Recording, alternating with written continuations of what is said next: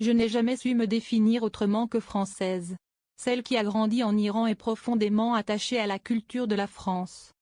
Et pourtant, elle observe une lente musique qui monte en Occident, une sorte de crise, d'état de détestation de lui-même. Tant et si bien que la gauche a fini par abandonner l'amour de la patrie et le patriotisme. L'amour de la culture française est désormais entre les mains de l'extrême droite qui laisse de côté le savoir-vivre de l'Occident, son savoir-penser, et le réduit de plus en plus à une lutte identitaire. Une lutte qui tue ce qui fait l'essence même de la culture occidentale, la liberté et l'ouverture.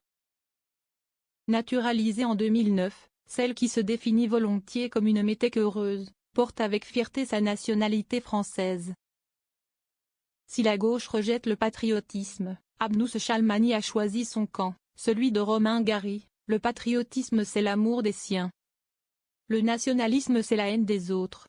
Elle rappelle que si la culture occidentale a fait la colonisation, elle a aussi, dans ses universités, hébergé ceux qui allaient faire la décolonisation. Elle a créé l'esclavage mais elle a aussi créé l'abolition de l'esclavage. Donc c'est quand même une culture dont on devrait être fier.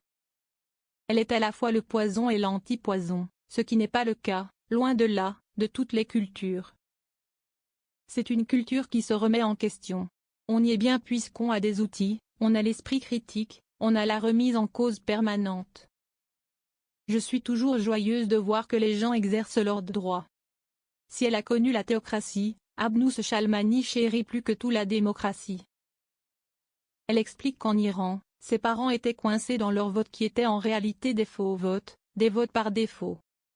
Elle se réjouit aujourd'hui de voir la joie de ses parents qui, malades ou pas malades, sont ravis d'aller voter. Depuis qu'elle a acquis la nationalité française en 2009, elle non plus ne manque pas une occasion d'exercer son droit de vote.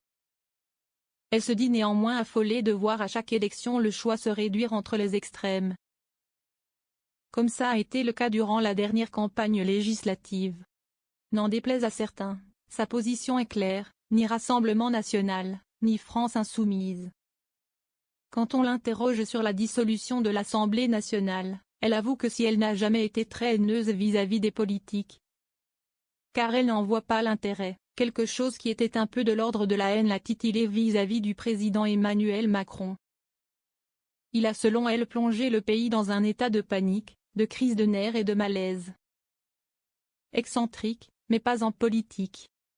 Excentrique, celle qui a poussé comme une herbe folle et volontiers. Preuve en est, à l'âge de 6 ans. Bravant les interdits de la politique étriquée et répressive des mollahs, elle n'a pas hésité à montrer ses fesses dans la cour de récréation.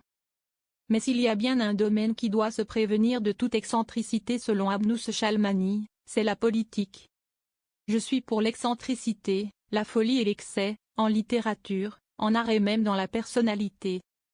Le seul endroit où je pense qu'il faut éviter l'extrême, c'est bien évidemment la politique. L'écrivain explique que s'il n'y a pas d'extrême en politique, c'est justement ce qui permet à l'art et à la littérature d'être absolument excessif et extrême. Or, quand la politique devient extrême, les interdits s'installent.